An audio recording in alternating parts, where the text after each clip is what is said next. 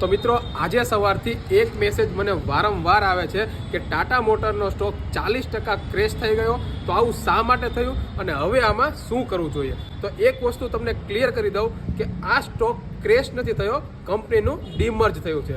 એટલે કે ટાટા મોટર પોતાનો કોમર્શિયલ વ્હીકલ અને પેસેન્જર વ્હીકલને અલગ અલગ પાર્ટમાં ડિવાઈડ કરી દીધા છે. એટલે કે જે લોકો પાસે પણ ટાટા મોટરના 100 શેર પોર્ટફોલિયોમાં પડ્યા હોય તેને બીજા 100 શેર તેની ડીમર્જ કંપનીના મળશે.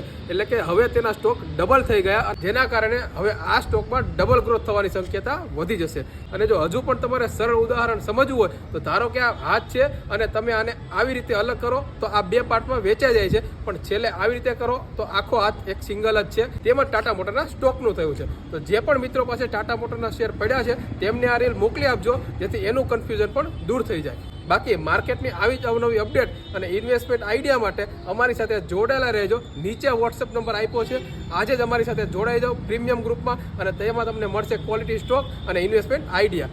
બાકી મળીએ કાલે કંઈક નવા કન્ટેન્ટ સાથે. ત્યાં સુધી બધાને જય શ્રી કૃષ્ણ અને જય સિયારામ.